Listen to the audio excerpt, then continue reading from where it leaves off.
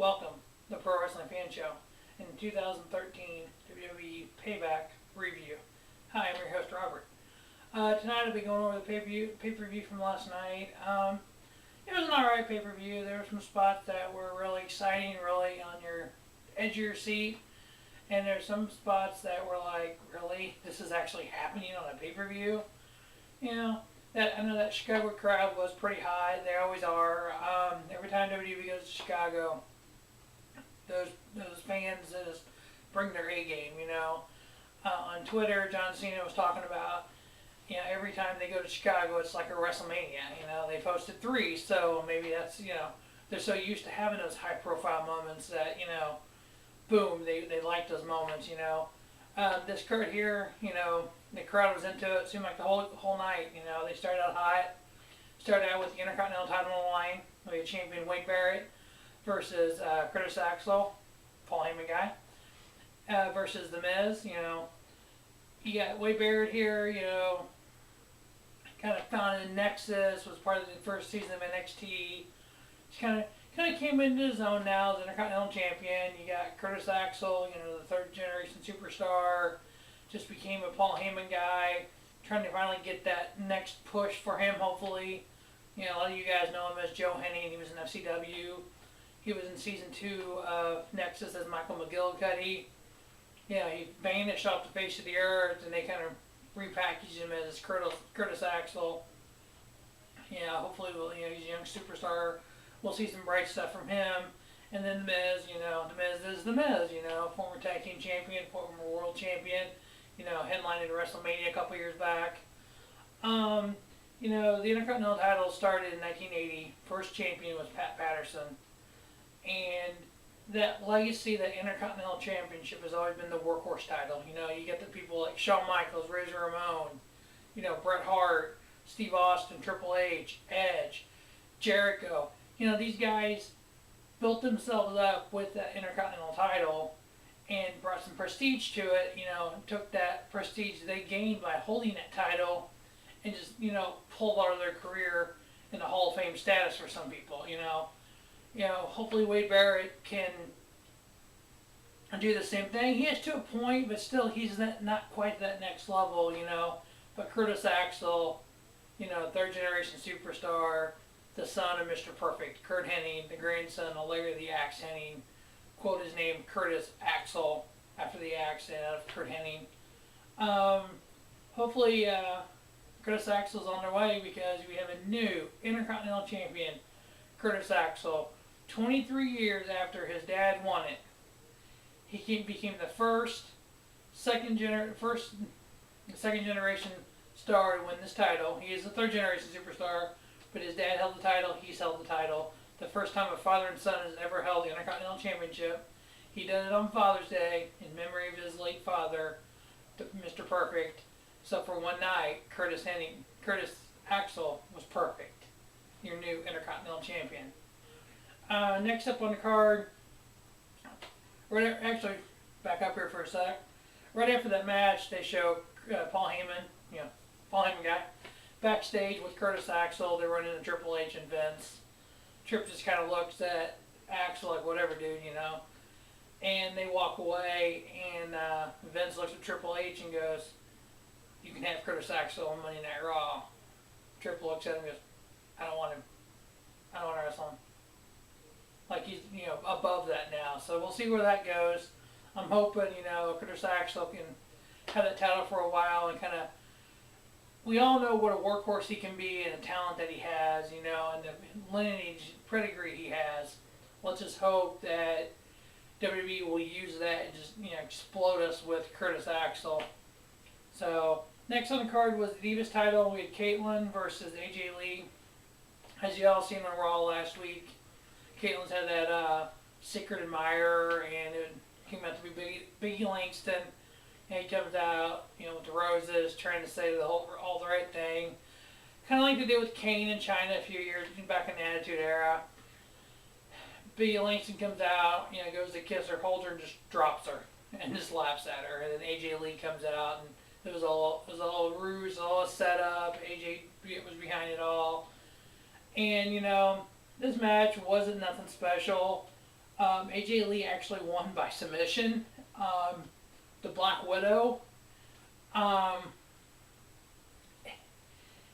it wasn't good by no means, but it was tolerable, I guess. I've seen a lot worse in WWE. The women's division WWE has just gone to crap. When you come off a TNA non-title, this is for title and it's crap. TNA has a non-title Divas match, and we all know what Tara Terrell and Gail Kim did. We've seen the review on Pro Wrestling Pulse, and yeah, I was marking out about it. So was J-Man.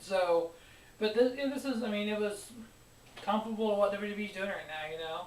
They need to build that women's division back up when we had the Natalia's wrestling all the time, Beth Phoenix, Mickie James, and that whole, women with talent. This shit, We'll see where this goes. So, of course, after the match, they show Layla, Natalia, Naomi, and Caitlyn all backstage. Caitlyn's all upset and all this. So we'll see where this ends up. Next match on the card, we had the United States title on the line. We had champion Dean Ambrose, member of the Shield, versus Kane, member of Team Hell No with Daniel Bryan. Yeah, this really wasn't much of anything either. Dean Ambrose won by DQ. The bright spot of the match, for me at least, was when the guys came out, they showed a fan in the stands. Had a shirt, not I'm a Paul Heyman guy, which I am. His shirt said, "I'm a Chris Benoit guy." Either Quaddy or Ryan pointed it out. I'm like, what are you guys talking about? And they showed it again. It's like, oh, that is so bad. I'm a Chris Benoit guy? Really? Yeah, so. But now this match, I kind of knew it wasn't going to be much of anything with Kane. It could have delivered, like I said in the preview. It could. Excuse me. Like I said in the preview, it could have delivered. Unfortunately, it didn't. In the DQ, God knows where they go from here with this. Unfortunately, after this match, we were treated to a promo. We have a returning WWE champion at Money in the Bank pay-per-view. The gentleman is returning. I know almost all you fans out there have already seen it. The whole crappy show. Yes, Rob Van Dam is returning. Why? That's all I gotta ask. Why? Why do we want a washed up 36, 37-year-old superstar who should have never been world champion to start out with? Yes, he won Money in the Bank, the second one I believe. He cashed it in, he was world champion. He's a ECW guy. He's a Paul Heyman guy. But you know what? There are so many people that WWE has right now that they could push and give a shot to instead of bringing back this guy. I thought he was crap in TNA. I couldn't stand what they were doing in TNA with him because he ain't all that in a box of rock. He's crap. I've never liked him. I know the guys on the Pulse, they like him, but to each their own. We agree to disagree with this. You got guys like Sheamus, Damian Sandow, Christian, for God's sake. Captain Charisma is sitting there doing shit right now because WWE Creative doesn't have anything for him. But yet you can bring back RVD. That makes no sense. You got Ted DiBiase doing nothing. You got Randy Orton, Daniel Bryan, CM Punk, even another Paul Heyman guy, Brock Lesnar, doing nothing. You got Randy Orton playing with this Team Hell No stuff versus Shield when he should be world champion. You got Ryback in your title matches when he should just go away. And you're crapping on these guys, but yet you're bringing back an RVD. You had The Rock as your champion earlier this year. WWE Creative is making no sense. So here's what I'm going to do for you, WWE. I'm going to go down your entire roster. I'm going to rank them 1 to whatever. And I'm going to tell you what I think you should do. So, upcoming weeks, there's going to be a video. Robert's WWE Creative. I'm going to rank all the superstars and tell you what you should do with them. Either fire them or give them a title push. So maybe, hopefully, this WWE Creative team will, see this and be like, hey, I could do that, Alright, off my little rant about RVD returning, we had the world title on the line. We had champion Dolph Ziggler versus former champion Alberto Del Rio. This actually turned out to be a pretty decent match. Of course, AJ and Biggie Langston came out with Dolph. The referee ended up kicking Biggie Langston out for some odd reason. Just the way the crowd reacted. I mean, the crowd, Del Rio's face and Ziggler's heel, but the Chicago crowd was just behind Dolph so much and just booing the crap out of Del Rio. It's almost like Del Rio was like listening to these boos going, you know what, you're going to boo me, I'll give you something to boo me about. He started kicking Dolph in the head, just drop kick, just, every type of kick you can imagine. To the back of Dolph's head, to the side. Finally at one point, Dolph was standing out that he thought he had a concussion again. In fact, we were talking about maybe he wasn't ready to come back, and that's why they were trying to do this. Which I know they wouldn't let him in the ring if he wasn't released. I mean, concussions are too serious. But if he don't have another concussion from these kicks, I'd be surprised. But after all this, we have a new world champion, Alberto Del Rio. Crowd booed the shit out of him. It's like, whoa, we're seeing, a double turn here. Seeing the crowd was getting behind Dolph. It's like Dolph's looking real face right now, and Del Rio's looking real heel. Of course, after Del Rio super kicks him, then gets the win. Him and Ricardo leave. They come back out and cut a promo and just get booed again. It's like Del Rio is heel now. I'm loving it. It's like it's like WWE goes into Chicago and it's like, you know what, the Chicago crowd is hot. They're going to do what they want and cheer for who they want, and they're going to boo who they want. Let's just follow suit and let's just use this as a chance to turn people. To the match of the night. I told you in the preview, if it happened, it was going to be the match of the night. I know I said in the preview that this could be a work. Punk may not return. Thank God I was wrong. Next match on the card, Chris Jericho versus the best in the world, CM Punk. Chicago's own. Jericho comes out, and you get, there's so many rumors going around online and going around on Twitter and whatnot about Punk having a new song. Like, the guys on the Pulse were talking about it, like, look, if he's got a new song and that song hits, nobody's going to know who it is. Nobody, they're not going to react. But you know what? They didn't change songs. Cult of Personality hit, and that arena, it erupted. But, J-Man was at Money to Bank pay-per-view last year in Chicago. Him and B-Daddy J were. And if you've seen the video from it, there was J-Man said there was just a huge uproar when Punk come out. This was nothing like that. He said, I thought it was going to be bigger, and he even agreed. He's like, this could be just, boom. Not really the boom, I mean, it was a great pop, yeah, don't get me wrong, but it wasn't to the level of what Punk got last year, so I don't know if that means anything or not. But, so, we had Punk come out versus Jericho. Punk just looked just badass, He had longer hair, he had the sideburns all the way down here, and just cut right here, He looked like a Wolverine. He looked good. Obviously it looked like a little ring rust. They did give this about 20 minutes, so they give these guys time to do what their craft, to do what these guys, the ground game that Jericho has with the Walls of Jericho, the Lion Salt, stuff that Punk does with the Anaconda Vice and the GTS and everything. These guys need time to build things up in a match, and they did that. They started off pretty slow, so you knew it was going to get some time. Couple highlights of it. Right here. Punk, he went to do the GTS. He had Jericho up, and he goes, Black Oxen 7! Dung, GTS. Jericho kicked out, Jericho hit the code breaker. Whatever, right here. Yeah, I think, if I remember right, Punk went to come off the top rope, and Jericho had a code breaker. Punk kicked out. Punk was able to get out of the walls of Jericho multiple times. At the very end, he hit 2 GTSs to win it, you know. There's a couple Anaconda Vices. I mean, everybody got their bulk of their moves in and did everything, you know, some false finishes and whatnot.